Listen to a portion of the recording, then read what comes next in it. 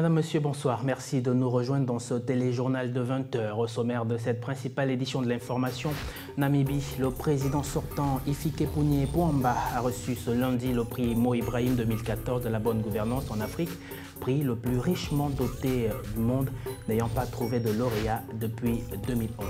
Côte d'Ivoire, le pays compte profiter de son potentiel pour faire du secteur minier un des piliers de son économie. Tels sont les nouveaux objectifs des autorités ivoiriennes qui ont mis à exécution des réformes favorables aux investisseurs. Le secteur minier de ce pays, autrefois locomotive économique de l'Ouest africain, est en plein essor. Culture Burkina Faso, quelques 133 films ont été sélectionnés pour la 24e édition du Festival panafricain du cinéma de Ouagadougou, ouvert samedi. La plus grande manifestation du 7e art africain s'est ouverte dans la sobriété dans la capitale burkinabé. Vers la fin de ce journal, Marie-Angèle Ngono va me rejoindre sur ce plateau pour 7 minutes. Nous allons parler de la catastrophe naturelle qui se déroule depuis quelques jours à Madagascar, avec les fortes pluies qui se sont abattues sur le pays vendredi et qui ont causé la mort de 14 personnes au moins. Nous en parlons dans une vingtaine de minutes. Voilà pour la vitrine. Bienvenue. D'abord, la Namibie, où le président sortant Hifikepunye Pohamba a reçu ce lundi le prix Mo Ibrahim 2014 de la bonne gouvernance en Afrique, prix le plus richement doté du monde, n'ayant pas trouvé de lauréat depuis 2011. Le compte-rendu d'Aziz Maïga. Hifikepunye Pohamba, le président namibien sortant, a décroché ce lundi le prix Mo Ibrahim de la bonne gouvernance. Fondé en 2007 par Mo Ibrahim, riche entrepreneur anglo-soudanais des télécommunications, le prix récompense un ancien chef d'État ou de gouvernement d'un pays d'Afrique subsaharienne qui a quitté ses fonctions au cours des 3 dernières années, mais aussi pour son travail dans l'intérêt du public ou son action caritative. Selon Salim Ahmed Salim, président du comité d'attribution du prix, le comité a été marqué par la détermination du président Pohamba à confronter en priorité la cohésion et la réconciliation nationale au moment où la Namibie abordait une phase décisive pour la consolidation de la démocratie et du développement social et économique. Hifikepunye Pohamba, élu président en 2004 puis 2009, est encore en pause pour quelques semaines jusqu'à la passation de pouvoir en mars avec son successeur, actuel Premier ministre élu en décembre, lors d'un scrutin auquel Pohamba, atteint par la limite du nombre de mandats, ne s'était pas présenté. Aujourd'hui, sa capacité à gagner la confiance et le soutien de son peuple est remarquable. Au cours de son mandat, il a fait preuve d'un leadership juste et avisé tout en conservant constamment une profonde humilité. Accordé pour la première fois en 2007 à l'ancien président mozambicain Joaquim Chissano, puis en 2008 à l'ex-président botswanais Festus Motebani-Mwage, le prix n'avait pas été décerné en 2009 et 2010, le jury n'ayant pas trouvé de lauréat. Remis en 2011 à l'ancien président du Cap-Vert Pedro de Verona Rodrigues Pires, il n'avait plus été décerné depuis. L'ancien président sud-africain Nelson Mandela, icône de la lutte anti-apartheid, avait également été fait lauréat honoraire du prix en 2007. Les lauréats du prix Mo Ibrahim reçoivent 5 millions de dollars, environ 2,5 milliards de francs CFA, versés sur 10 ans, puis une allocation à vie annuelle de 200 000 dollars, soit 100 millions de francs CFA. Au Burundi, l'ex-chef du parti au pouvoir, Hussein Rajabou, s'est évadé de prison ce dimanche où il purgeait une peine de 13 ans d'emprisonnement pour complot contre la sûreté de l'État. Un nouveau coup dur pour le président Pierre Nkurunziza à l'approche d'élections générales auxquelles, selon la Constitution, il ne devrait pas participer. Aziz Maïga. Hussein Rajabou s'est évadé dans la nuit du dimanche entre 21 h et minuit en compagnie de 2 proches, a déclaré le porte-parole de la police burundaise. Selon lui, l'ex-chef du parti au pouvoir a bénéficié de la complicité d'au moins 3 gardiens, dont le brigadier en chef de corps, responsable à ce titre de la sécurité de toute la prison. Cette évasion intervient à 3 mois des élections législatives et communales et 4 mois d'un scrutin présidentiel à l'approche desquels les tensions ne cessent de monter dans le petit pays d'Afrique des Grands Lacs. Par ailleurs, elle porte un nouveau coup au président burundais Pierre Nkurunziza, soupçonné de vouloir briguer un 3e mandat, mais confronté à une opposition de plus en plus forte, y compris au sein du parti au pouvoir. Hussein Rajabou avait pris la tête du parti au pouvoir quand son chef Pierre Nkurunziza avait été élu président du Burundi en 2005. De l'avis des observateurs, il avait été évincé de la tête du parti en 2007 alors qu'il commençait à faire un peu trop ouvertement concurrence à Pierre Nkurunziza. Refusant de rentrer dans le rang après cette éviction, il avait été arrêté cette même année et condamné en 2008 à 13 ans de prison pour complot contre la sûreté de l'État. Il y a 2 mois, le ministère de la Justice lui avait refusé une libération anticipée, affirmant qu'il risquait de déstabiliser le pays. Ces dernières années, le pouvoir voit sa main derrière plusieurs des attaques de groupes rebelles. Son évasion est un coup dur pour le président Nkurunziza en ce moment précis, car il est resté populaire auprès d'une partie des militants du CNDD-FDD et il a une grande capacité de nuisance. Les États-Unis ont soumis en fin de semaine écoulée un projet de résolution à l'ONU visant à sanctionner les responsables de la crise du Sud du Soudan. La Chine s'est prononcée contre ce texte, une position de Pékin qui ouvre la porte à diverses analyses. Oyez Baga. Les États-Unis ont proposé vendredi aux autres pays membres du Conseil de sécurité de l'ONU des sanctions à l'encontre des différentes personnes à l'origine du conflit politico-ethnique qui paralyse depuis plus d'1 an le Soudan du Sud. Une proposition qui a aussitôt essuyé le refus de la Chine, dont l'ambassadeur aux Nations Unies, Liu Jieyi, a qualifié le projet d'illogique. Le représentant de Pékin à New York a assuré que les sanctions envisagées, notamment le gel des avoirs et l'interdiction de voyager, seraient contre-productives au moment où le président sud-soudanais Salva Kiir et son ancien vice-président Riek Machar ont entamé depuis 1 semaine les négociations dites de la dernière chance. La Chine assure que les 2 principaux belligérants de ce conflit sanglant sont quasiment sur le point de trouver un terrain d'entente qui serait le partage du pouvoir dans un gouvernement de l'Union nationale qui devrait entrer en vigueur en début du mois de juillet prochain. Sans toutefois les évoquer, l'Empire du Milieu s'inquiète en cas de poursuite des combats pour ses nombreux investissements dans l'exploitation pétrolière au Soudan du Sud. On ne pourrait cependant pas occulter le fait que la Chine communiste continue, comme c'est souvent le cas de la Russie, de se servir de son droit de veto pour s'opposer aux décisions des pays capitalistes de l'Occident. Salva Kiir et Riek Machar ont débuté la semaine dernière de nouveau pourparlers, les 8e en 1 an, visant à mettre un terme aux violences que connaît leur pays depuis 14 mois. La Chine assure que 90% des problèmes sont résolus. Une annonce des 2 leaders est attendue le 5 mars prochain. Quelques nouvelles en plus bref et en images. D'abord au Gabon, Bruno Ben Moubamba serait bien président de l'Union du peuple gabonais quelques jours avant sa communication politique prévue dans le courant de ce mois. L'actuel secrétaire général du parti créé par le défunt Pierre Mamboundou a déclaré devant quelques militants de l'UPG qu'il se sentait prêt à assurer les plus hautes responsabilités de cette formation politique de l'opposition en parfaite collégialité avec les chefs historiques du parti. Une caste de l'UPG incarnée par Jean de Dieu Moukani Wangou, pour qui Bruno Ben Moubamba n'est qu'un opportuniste. Ce hiérarque du parti qui se distingue par la couleur rouge a avancé que Ben Moubamba devrait créer son propre parti s'il se sent assez fort et non pas songer à diriger une formation politique qu'il attaquait ouvertement lors de la présidentielle de 2009. Le congrès de l'Union du peuple gabonais prévu pour ce mois se tiendra donc sur de divergences à un peu plus d'1 an de la consultation électorale de 2016. À Goma, dans l'est de la République démocratique du Congo, une quarantaine de rebelles des forces démocratiques de libération du Rwanda ont été présentés à la presse dimanche. Nombreux parmi ces hommes revendiquent la nationalité congolaise et certains se sont rendus avant l'opération de désarmement forcé des FDLR lancée le 27 février.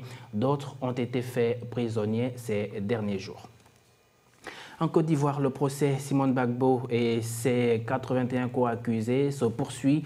Ils sont jugés devant la cour d'assises d'Abidjan pour atteinte à la sûreté de l'État.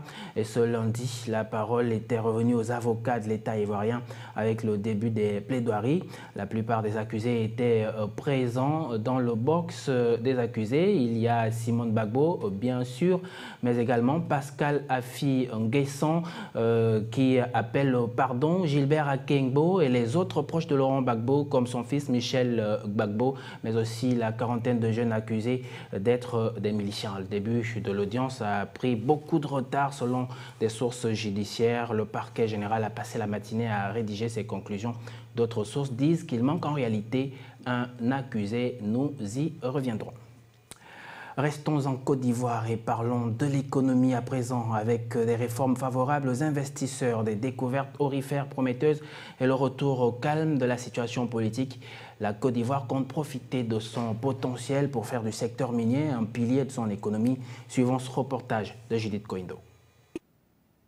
Le secteur minier constituerait la deuxième mamelle de l'économie ivoirienne. Le potentiel minier ivoirien est immense avec la mise en œuvre de son sous-sol. Plusieurs actions ont été entamées pour accélérer la croissance du secteur minier.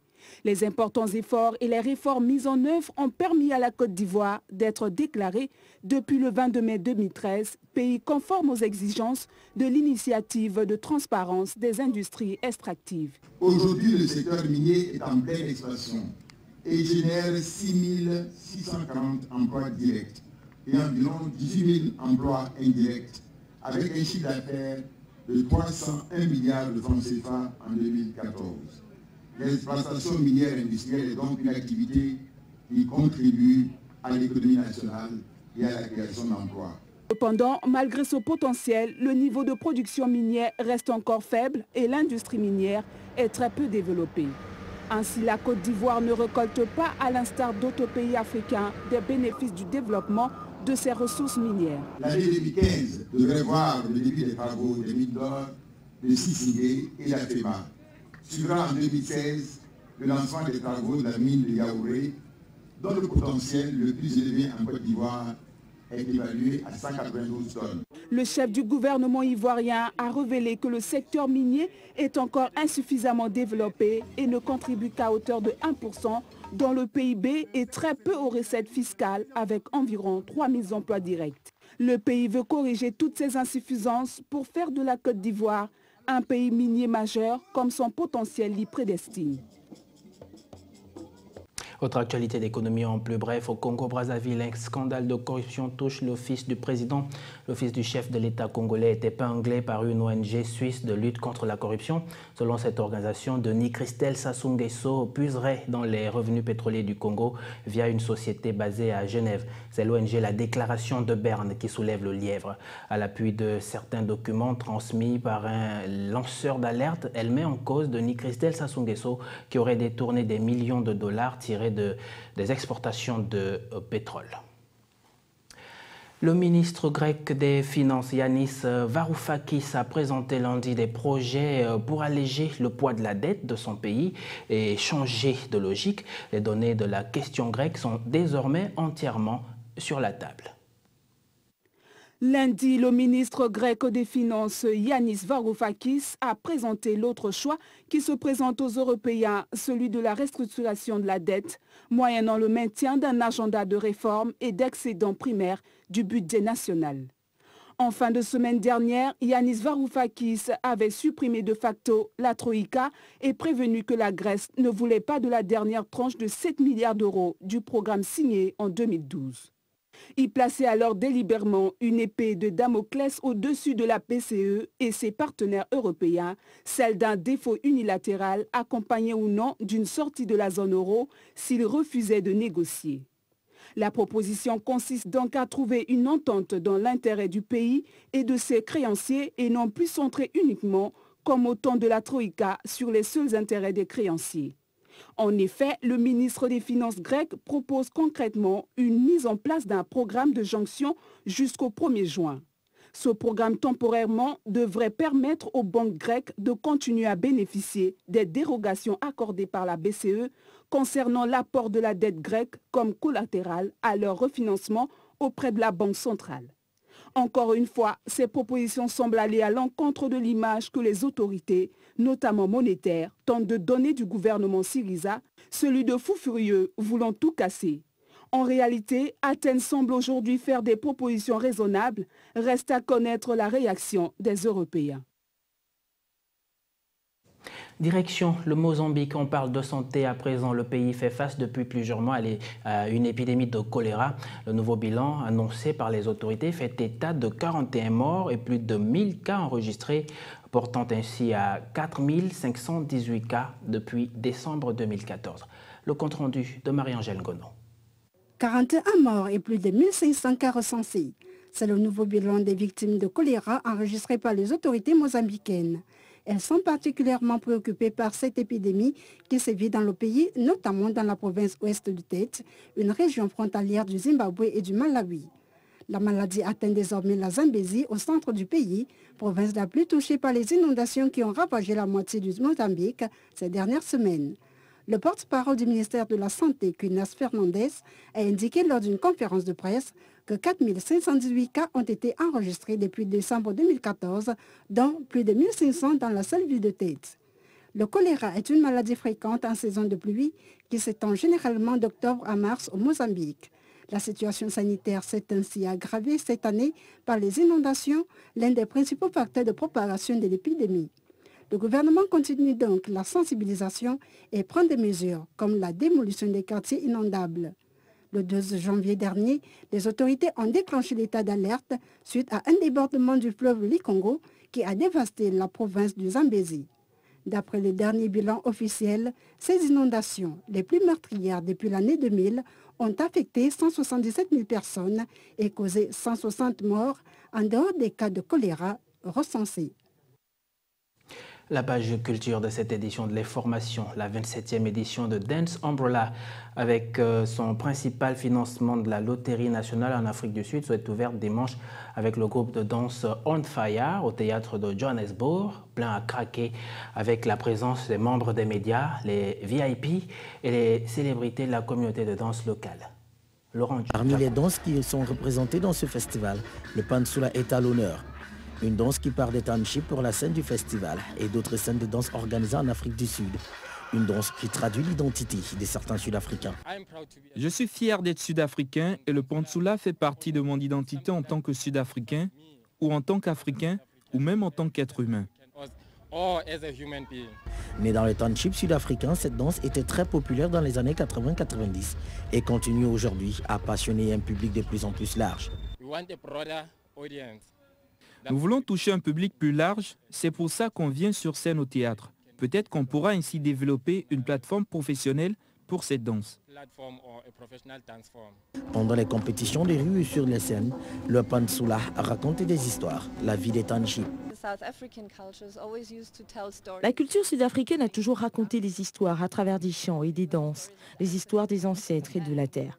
Le Pantsula, c'est un peu la même chose, ça raconte des histoires, mais les histoires modernes de la vie urbaine et surtout de la vie dans les townships, les problèmes, mais aussi toute la joie qui existait et qui existe encore. Jusqu'au 15 mars prochain, des milliers de festivaliers pourront redécouvrir ou découvrir les chorégraphies du Pantsula. 4 mois après la chute de l'ex-président burkinabé Blaise Compaoré, la 24e édition du Festival de cinéma de Ouagadougou, le FESPACO, la plus grande manifestation du 7e art africain, s'est ouverte samedi dans la capitale burkinabé, dans la sobriété. Quelques 133 films ont été sélectionnés, parmi lesquels le film Timbuktu.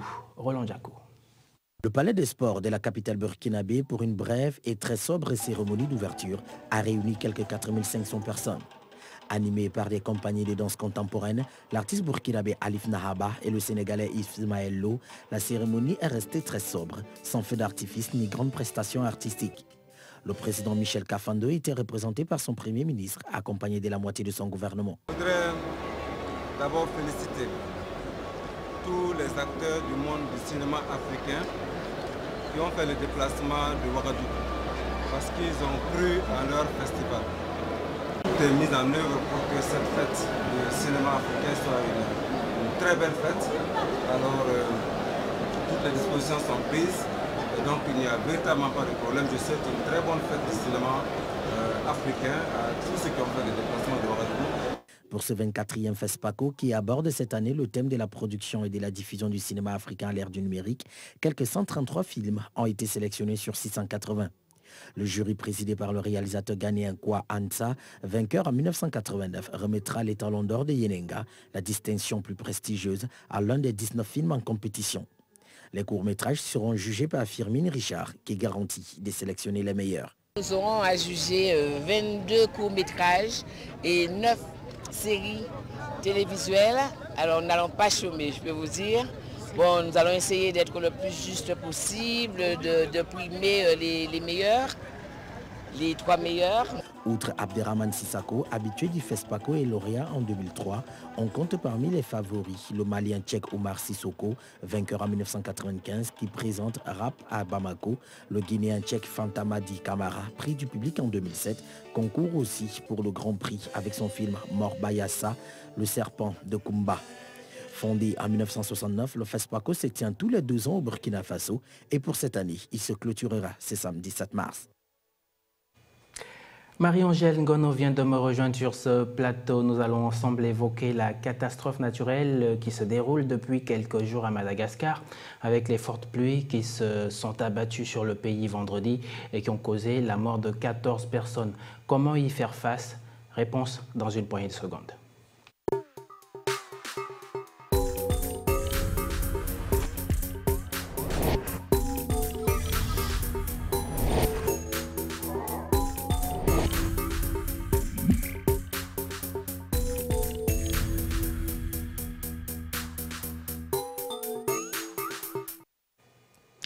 Au moins 14 morts et 24 000 sinistrés, c'est le bilan des inondations qui ont frappé Madagascar vendredi. Les pluies torrentielles se sont abattues sur la grande île de l'océan Indien, régulièrement en proie aux intempéries meurtrières. Marie-Angèle Ngono. Les Malgaches se sont réveillés les pieds dans l'eau le week-end dernier. Les inondations causées par les pluies torrentielles ont fait au moins 14 morts et 24 000 sans-abri à Antananarivo, la capitale.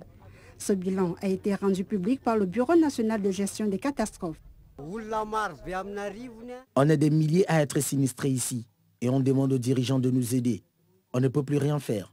La moitié de notre bétail est mort et là on va s'abriter au centre mis en place par la commune. Le Premier ministre Jean Ravelonarivo s'est immédiatement rendu sur place aux premières heures de la matinée de vendredi alors que des cadettes rapides de la protection civile continuaient d'évacuer les sinistrés. Toute l'électricité est coupée. On ne peut même pas charger les téléphones. Les gens nous font signe quand il faut les récupérer. Les digues de plusieurs rivières qui entourent la partie basse de la ville d'Antananarivo ont cédé et au moins une 50aine de maisons se sont écroulées avec en plus la coupure d'électricité, souligne le BNGRC. Madagascar est régulièrement frappé par des intempéries. La grande île vient d'ailleurs d'entrer dans sa saison de pluie qui s'étend de décembre à février. Le 27 janvier dernier, le gouvernement avait décrété une journée de deuil national en mémoire des 68 morts causés par la tempête tropicale Shedza.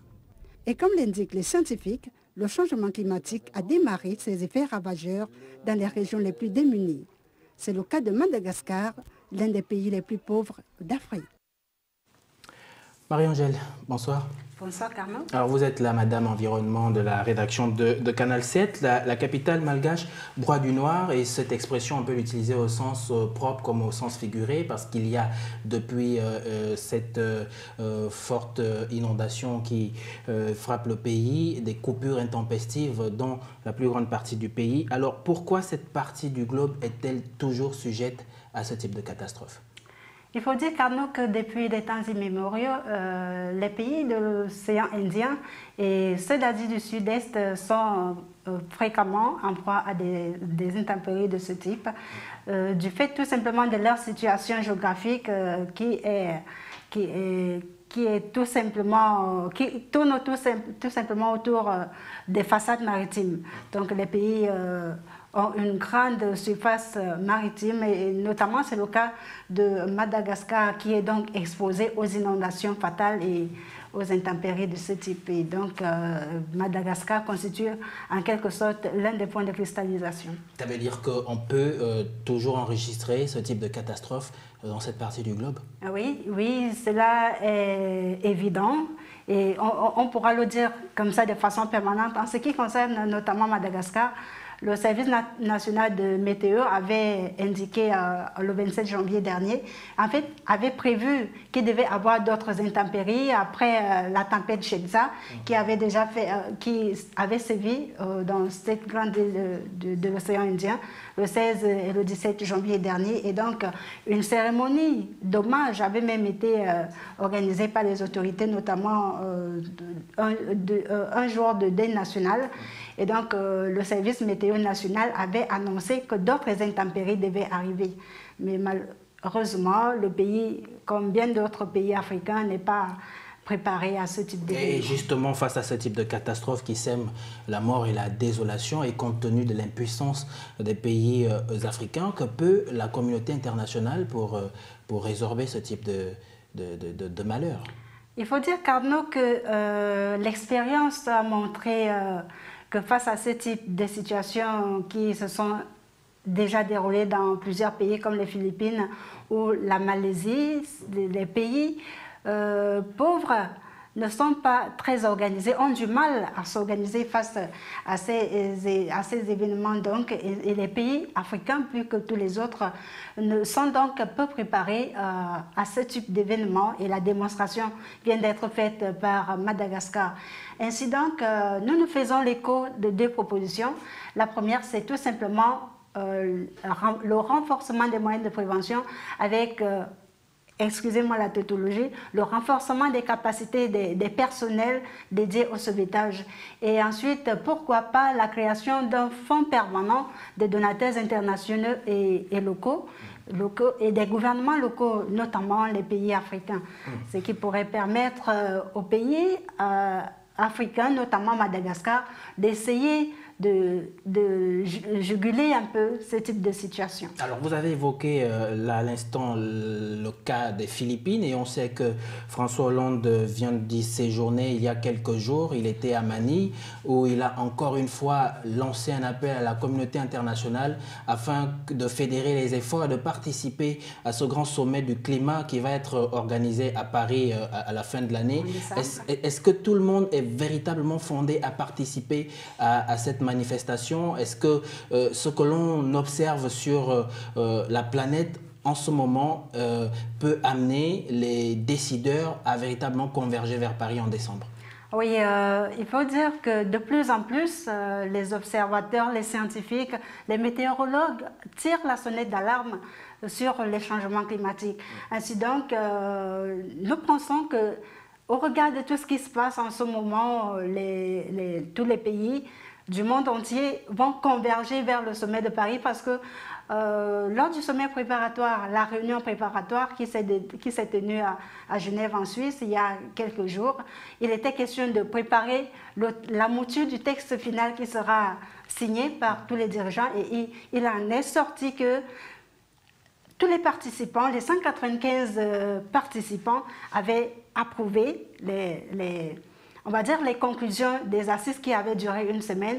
Donc, les ONG de protection de l'environnement comme Greenpeace avaient salué l'initiative, avaient salué le fait que tous les pays, ou presque, étaient d'accord et avaient apposé leur signature sur cette mouture du texte qui sera signé lors du sommet de Paris en décembre prochain. Ouais. Dernière question, Marie-Angèle Ngono. Il s'agit là d'une question qui interpelle les principaux pollueurs que sont les États-Unis, la Chine, qui enfin freinent souvent des quatre fers lorsqu'il s'agit d'une signature d'une telle importance. Est-ce qu'on peut présager de ce que diront les États-Unis et la Chine par rapport à cette signature? Oui, on se souvient que le président Barack Obama s'était déjà engagé à amener son pays vers la diminution des gaz à effet de serre. Et donc, au regard des travaux de Genève, étant donné que tous les participants avaient été d'accord sur le texte, la mouture du texte qui sera signé à Paris, on peut présager de ce que les conclusions de Paris apporteront enfin une réponse à toutes ces inquiétudes que le monde entier attend à ce qui concerne le changement climatique. Marie-Angèle Ngono, merci. Et il faut également dire que les pays développés et industrialisés du Nord ont déjà décidé de réduire leurs émissions de gaz à effet de serre.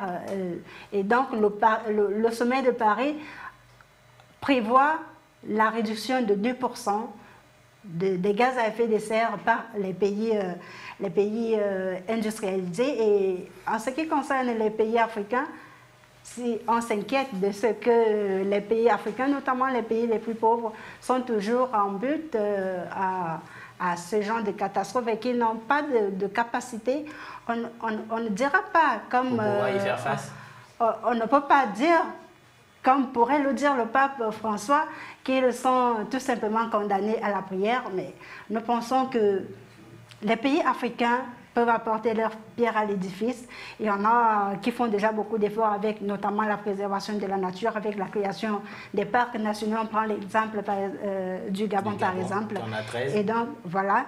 Et donc, il faut tout simplement penser, comme on l'a dit un peu plus haut, à la formation des personnels dédiés au sauvetage afin de pouvoir prévenir ce genre de catastrophes. Merci Marie-Angèle, ce sera votre dernier mot. Oui, évidemment, ce sera notre dernier mot. Merci bien Marie-Angèle. C'est la fin également de cette édition de l'information dont voici le rappel des titres. Le président namibien sortant Hifikepunye Pohamba a reçu ce lundi le prix Mo Ibrahim 2014 de la bonne gouvernance en Afrique. Un prix le plus richement doté du monde n'ayant pas trouvé de lauréat depuis 2011. Économie, la Côte d'Ivoire compte profiter de son potentiel pour faire du secteur minier un pilier de son économie. Tels sont les nouveaux objectifs des autorités ivoiriennes qui ont mis en exécution des réformes favorables aux investisseurs. Le secteur minier de ce pays, autrefois locomotive économique de l'Ouest africain, est en plein essor. Burkina Faso Culture, quelques 133 films ont été sélectionnés pour la 24e édition du Festival panafricain du cinéma de Ouagadougou, ouvert samedi. La plus grande manifestation du 7e art africain s'est ouverte dans la sobriété dans la capitale burkinabé. Fin de cette édition de l'information, la méditation de ce soir tirée de la culture burkinabé. Justement, si le cours d'eau change d'itinéraire, le caïman est obligé de le suivre. Bonsoir.